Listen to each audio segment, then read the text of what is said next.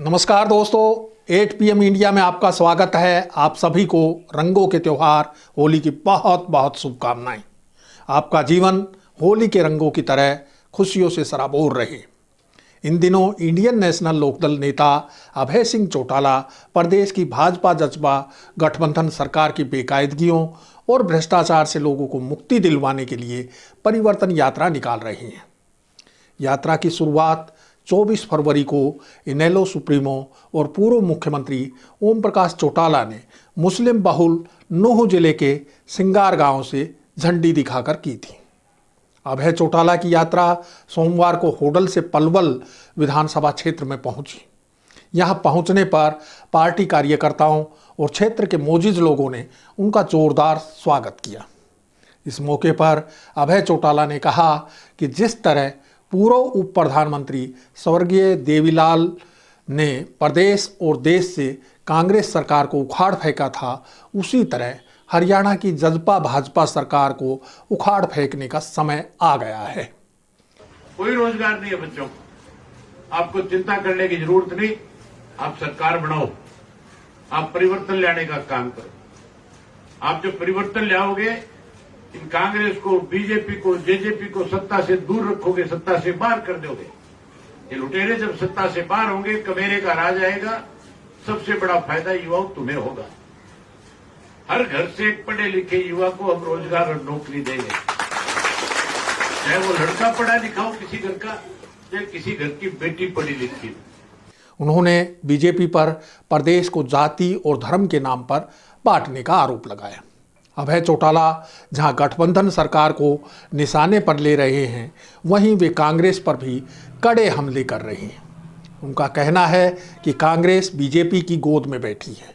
पदयात्रा के दौरान अभय चौटाला रास्ते में लोगों से मिलते हैं, उनका हालचाल पूछते हैं और बड़े बुजुर्गों का आशीर्वाद लेकर आगे बढ़ते रहते हैं।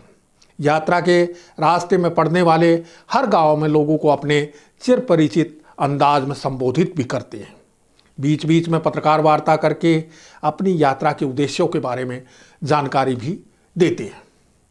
अभय चौटाला ने पत्रकारों से बातचीत में ई टेंडरिंग का विरोध कर रहे सरपंचों को सलाह दी कि वे किसानों की तरह सरकार के नुमाइंदों को गांव में ना घुसने दें। उन्होंने कहा कि जिस तरह मनोहर लाल खट्टर प्रदेश का मुख्यमंत्री है, उसी तरह सरपंच भी गांव के मुख्यमंत्री हैं। अभय चौटाला ने पंचायतों में ई टेंडरिंग लागू करने का कारण सरकारी कमीशनखोरी को बताया है। उन्होंने स्पष्ट किया कि ई टेंडरिंग प्रणाली लागू किए जाने से अफसरों की पावर बढ़ेगी, न कि सरपंचों की। चौटाला लोगों से भाजपा जजपा गठबंधन की तानाशाह सरकार को उखाड़ फेंकने की भावुक अपील करने से पहले ओल्ड पेंशन स्कीम की मांग करते कर्मचारियों पर लाठियां बरसाने, छात्रों और सरपंचों पर लाठीचार्ज की याद दिलाते हैं। साथ ही बताते हैं कि अपना हक मांगने वालों पर ये सरकार लाठियां बरसाने का काम करती है और अब तक किसानों पर 50 से ज़्यादा बार लाठीचार्ज करवाया गया है। ऐसी सरकार को सबक सिखाने का वक्त आ गया है। अभय चौटाला इनेलो की सरकार बनने पर प्रत्येक गृहिणी को हर महीने एक रसोई गैस सिलेंडर मुफ्त देने और हर परिवार से एक पढ़े लिखे युवा को रोजगार देने का वादा करते हैं। इतना ही नहीं, वे स्वर्गीय चौधरी देवीलाल के मुख्यमंत्री काल में शुरू की गई 100 रुपये वृद्धावस्था सम्मान पेंशन की याद लोगों को दिलाना नहीं भूलते। साथ ही वर्तमान राज्य सरकार पर वृद्धावस्था पेंशन के नाम पर धोखा देने का आरोप भी लगाते हैं। अभय का कहना है कि सरकार ने वृद्धावस्था पेंशन 5100 रुपये करने का वादा किया था, लेकिन अभी तक महज 2750 रुपये की है। वे आरोप लगाते हैं कि प्रदेश सरकार ने परिवार पहचान पत्र के नाम पर वृद्धावस्था पेंशन काटने का काम किया है। बुढ़ापा पेंशन काटनी शुरू कर दी, एक नया कार्ड बना दिया मुख्यमंत्री ने, परिवार पहचान पत्र कार्ड बनाया कि नहीं बनाया? वो कार्ड इसलिए बनाया कि जो सुविधा सरकार की तरफ से आपको मिले वो खत्म हो जाए। अब उस कार्ड के तहत जिसकी 1,80,000 से ज्यादा आमदन दिखा दी, कार्ड बनाने वाला कोई और नहीं, सरकार का आदमी है। हर आदमी की 1,80,000 से ज्यादा आय दिखा दी। एक के गांव में सैकड़ों लोगों के कार्ड काट दिए। तो तुम्हारे गांव में भी सैकड़ों लोगों के कटे कि नहीं कटे? यहां भी कट गए। पेंशन काट दी और पेंशन के साथ साथ पीले कार्ड भी काट दिए ताकि कोई राशन भी ना ले सके। मुफ्त राशन देने की बात करते हैं, पीले कार्ड काट रहे हैं। इन महिलाओं के सामने सबसे बड़ी दिक्कत कर दी, गैस का सिलेंडर महंगा कर दिया। इनेलो की सरकार आने पर सबकी पेंशन बहाल की जाएगी।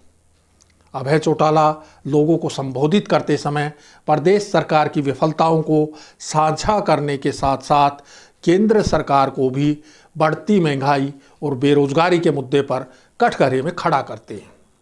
उप मुख्यमंत्री दुष्यंत चौटाला जो उनके भतीजे हैं, उन पर भी वार करने से नहीं चूकते हैं।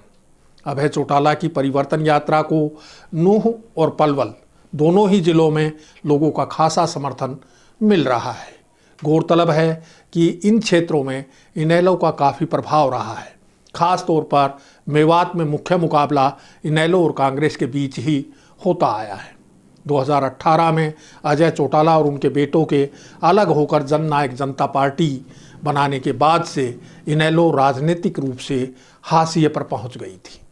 अभय चौटाला की परिवर्तन यात्रा का मकसद इनेलो का काडर खड़ा करके पार्टी में नई जान फूंकना है। ये यात्रा प्रदेश के हर विधानसभा क्षेत्र से गुजरते हुए करीब 4200 किलोमीटर का सफर तय करने के बाद 25 सितंबर को चौधरी देवीलाल की जयंती पर कुरुक्षेत्र में संपन्न होगी। चौधरी देवीलाल की जयंती पर होने वाली रैली में आने वाले लोगों की हाजिरी से ही ये साफ हो जाएगा कि परिवर्तन यात्रा प्रदेश में सत्ता परिवर्तन करने में कितनी सफल रहेगी।